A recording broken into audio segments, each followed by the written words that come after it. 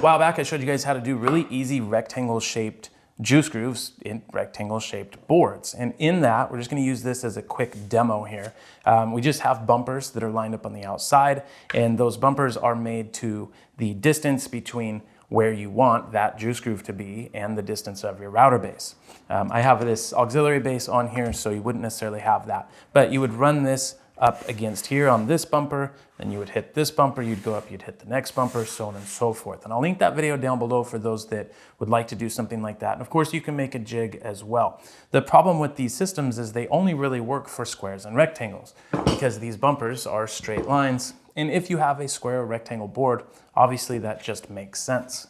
But the issue is what happens if we want to get a board with some sort of curves to it. So here I have this curly maple and sapele board, and as you can see, we have curved edges here. So I need to make a juice groove in this. You could use the bumper system, or you could use the adjustable jigs if you wanted to make one.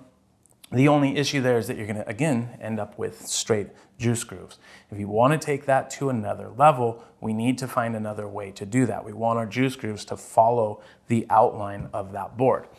So that's where we're gonna make a template. So I made this template out of 3/4 inch MDF. It is basically this board shrunk down. How did I get that? How did I make it? Well, we have here a 3/4 inch piloted round nose bit. So the round nose bit is exactly what we're gonna use to make a juice groove. Anyways, the difference is this one actually has a bearing. I don't know why I didn't think about this before, but this actually works out really well because now we can run the bearing against the template and we could do any kind of a shape that we wanted. So because that bit is 3/4 inch wide and I wanna go about 1/4 inch from the edge of my board, I'm gonna deduct 1 inch all the way around. So easy, take this measurement and this measurement, take 2 inches from each one, cut a square or a rectangle blank at the table saw, and then take it over to the router table. I have this template. Yes, when you do router work, you end up doing a lot of template work. This is the same thing that I used to make the curved edges here. But I can also use it to make a template for the center of these boards. So if you're batching these things out, you're gonna be able to make one template that's the right size, make all these boards the same size, and now you can just go through and batch these things out. So we take this, tape it to here, take it to the table, make this. Now we can take this to our material and we can get it centered up. If you wanna be fancy and you're gonna batch this stuff out, draw centerline crosshairs wrapping around the edges, and that'll help you line this up on the board perfectly every single time. If not, take a double square, combo square, something, and just make sure that you're 1 inch, in this case, off the edge here. Now I can just take a pencil, and I'm just gonna draw a line on this backside. I'm gonna draw a line right here. Or flip it over. We'll use a little bit of double-sided tape. We'll put one right here. I'll put one right here.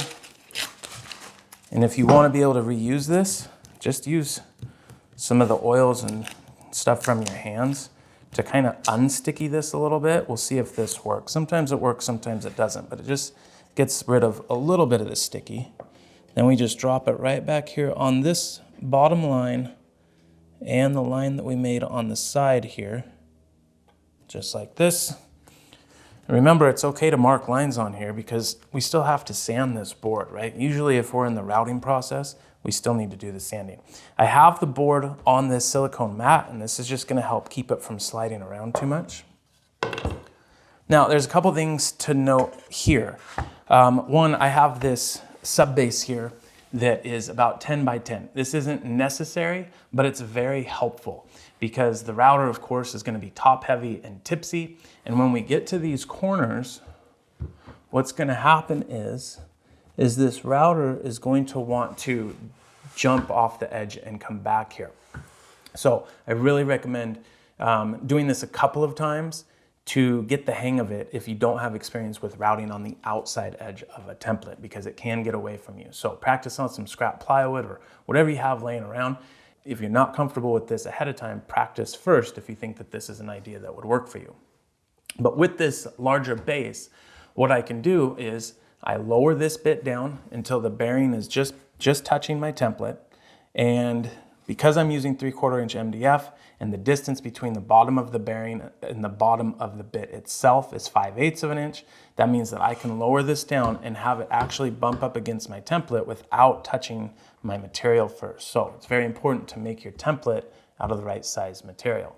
But as I go, I'll turn this on, I'll plunge down to make that first pass, and then as I drive it, I'm actually pushing here and almost pulling with this hand, because when I get to this, I don't want it to jump and come over. I want it to go straight and hug that corner and just turn just like this. And when I get to this side, I'm going to do the same thing. I'm just going to kind of drive myself around that corner. We'll go here.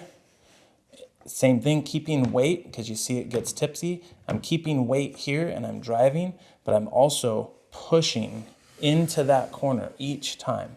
So it's almost like both hands are opposing forces here. When we get back to our start, I'll drop it down a little bit more and we'll just keep going, and then we'll see what this looks like.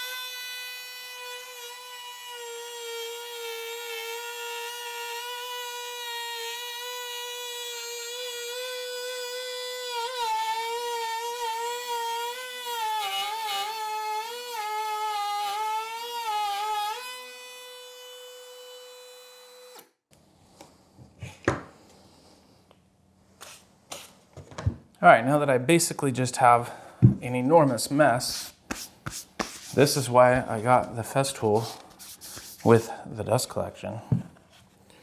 If we take this now, and we take this off of here, we now have a perfectly routed groove all the way around here.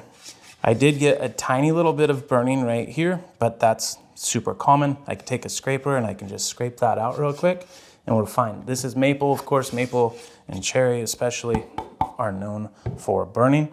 We'll sand this up, take care of the burn marks, put a little round over on the outside, and we have a juice groove in our cutting board. So again, practice with it. We can do any kind of shape that we want, which is super helpful for stuff like this. On this board, I probably would have used a smaller bit. You can get them in 1/2 inch, 5/8, and 3/4, I think. My 1/2 inch one just hasn't shown up yet, and I wanted to make sure that I got this out here for you guys, because I know that you guys are out here trying to make boards and trying to make them better than the competition. Anyways, that's all I got for you guys today. Thanks so much for watching as always. We'll see you in the next video.